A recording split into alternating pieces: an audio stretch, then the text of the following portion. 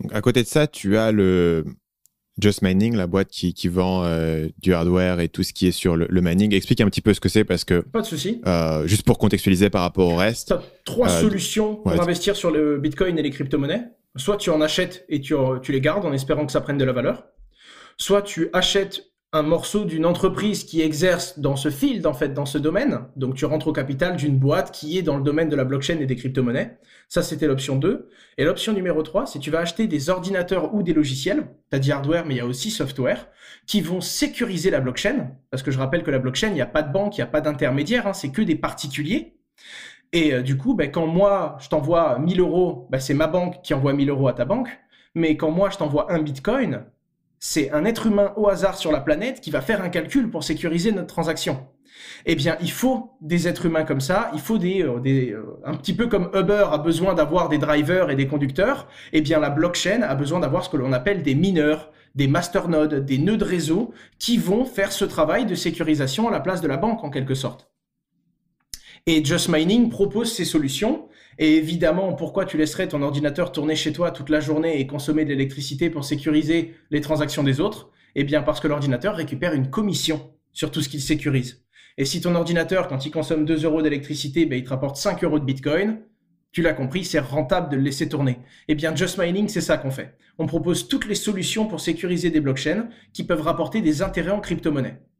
Donc, c'est une boîte assez naturelle pour toi de lancer par rapport à ton niveau d'influence sur le milieu.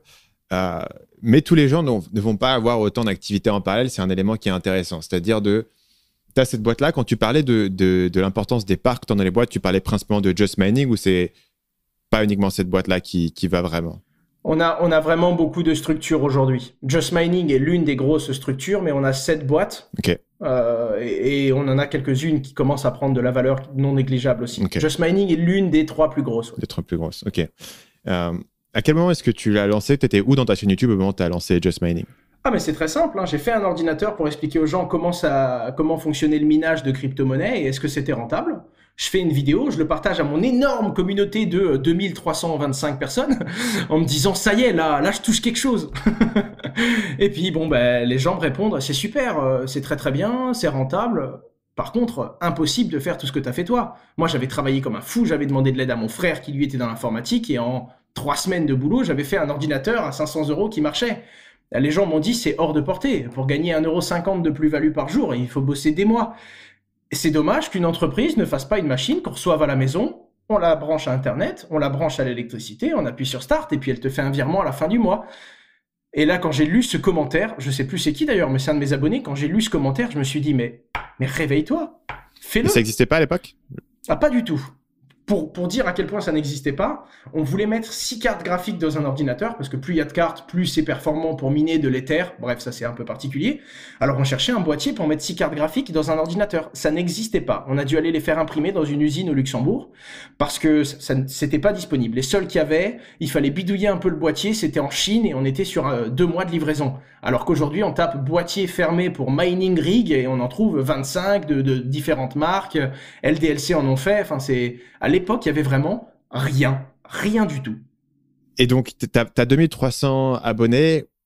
Comment est-ce que tu te lances? J'ai vu quelque part que tu avais fait un espèce de système de pré-vente. Est-ce que tu peux me parler un petit peu du lancement ou de comment le truc démarre? Parce que je suppose que c'est pas un truc que tu peux non plus lancer avec 100 euros. Il faut acheter du stock, il faut développer la techno, il faut avoir des prototypes qui fonctionnent. Donc, parle-moi un peu de comment ça s'est monté, comment ça s'est financé et comment ça a marché au départ. Alors, je suis en cours à l'EDEC. EDEC qui coûte très cher à mes parents, et mes parents me disent te rate pas parce que nous on pourra pas le faire 2 fois. Voilà, ça c'est l'environnement de pression. À côté de ça, moi je dors vraiment plus parce que j'ai l'impression qu'il faut que j'achète des bitcoins maintenant parce que le truc va exploser. Le bitcoin à l'époque il est à 300 euros, 350 euros. Ouais, je devais être entre 2 et 4 000 abonnés, un truc comme ça. Je fais cette première vidéo et les gens me disent que c'est intéressant. Et là, ça commence à me bouffer le cerveau. Ça marche plus du tout. Il n'y a plus rien qui va, je vais plus en cours. Enfin, là, je commence vraiment à mettre certaines choses de côté.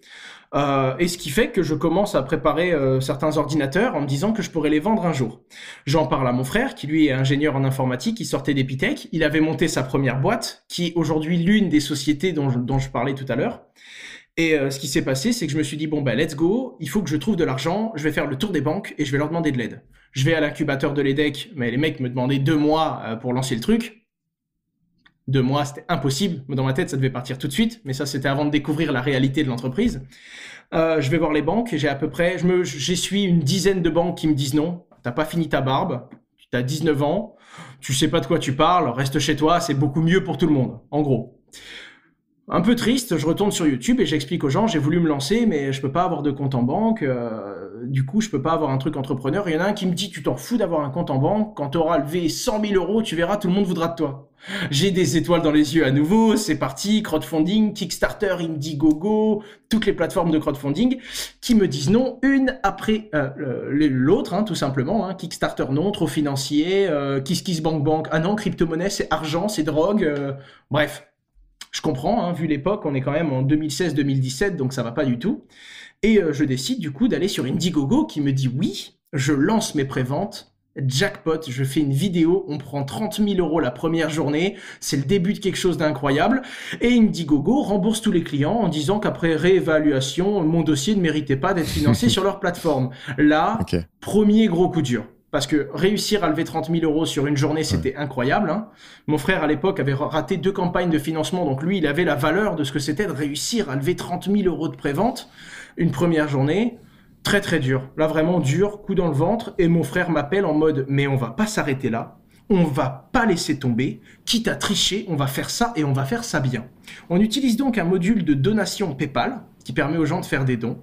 On le connecte à mon compte courant personnel et on fait une vidéo sur YouTube en disant « On vous jure que si vous payez, on vous livrera. » On fait un site internet suffisamment sale pour qu'aujourd'hui, j'ai honte de dire qu'il y a des gens qui ont mis leur carte bleue dessus. Moi, je l'aurais pas fait, vraiment. J'aurais pas eu confiance en moi. Donc, merci à tous ces gens qui ont été bien au-delà des critères de confiance que moi, j'aurais imposés. Et on a décidé de refaire un lancement et on a levé 75 000 euros sur mon compte courant, sans personne morale, sans rien du tout, en 7 jours. Et là, il fallait vite qu'on trouve une banque et qu'on trouve un moyen de créer une société. Évidemment, avec 75 000 euros, j'appelle un collègue entrepreneur de mon père qui a dit « Mais attendez, je vais trouver des solutions à vos problèmes. Avoir une bonne idée, c'est une chose. Lever 75 000 balles la première semaine, c'en est une autre. » Et là, d'un coup, dans la journée, j'avais un coup de pouce d'un super entrepreneur qui s'appelle Michel Onfray et qui est dans la région en Moselle et qui est un super entrepreneur du coin et qui nous a trouvé des avocats, des comptables et une banque.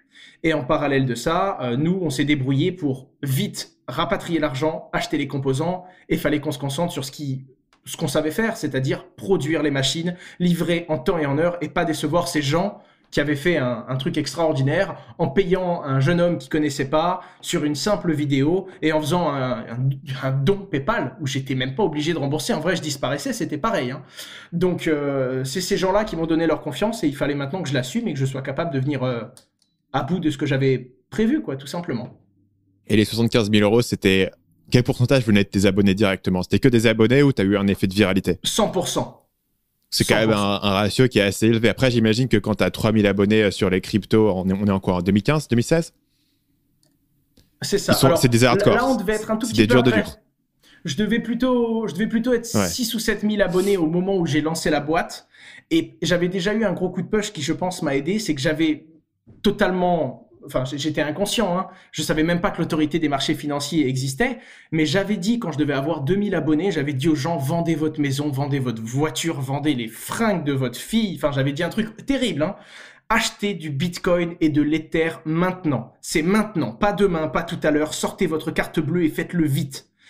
Et 2 mois après, et absolument pas grâce à moi, c'est l'opportunité dont je te parlais, toujours la même, l'Ether a fait x50. Donc là, c'était plus des abonnés que j'avais à ce moment-là, c'était des gens qui étaient fous. Il y en avait un il y a des gens qui m'ont acheté des voitures, hein. Il y en a un qui a voulu m'acheter un appartement. Enfin, là, c'est devenu complètement n'importe quoi. J'avais sur mes 2500, 3000 abonnés, j'en avais une centaine qui avaient dû prendre plusieurs centaines de milliers d'euros, vraiment. Donc c'était déjà plus pareil. J'avais montré à ces gens-là qui en gros ont suivi bêtement, parce que c'était bête, hein, ma parole n'était pas intelligente à l'époque, ou du moins elle était inconsciente au niveau des risques, et les gens m'avaient suivi, ils avaient gagné de l'argent. Du coup, quand j'ai fait une deuxième chose en disant les gens, je vais faire une machine qui va vous faire gagner de l'argent, j'avais eu déjà quelques coups de main, quoi. Et je pense que c'est pour ça qu'il y a eu autant d'argent sur si peu d'abonnés, c'est parce que c'est des gens qui avaient déjà gagné en amont. Du coup, c'est intéressant. Combien de clients est-ce que tu avais pour lever les 75 000 euros? J'ai vraiment peur de te dire une bêtise. Je dirais... À la louche. Je dirais une petite cinquantaine. Ok.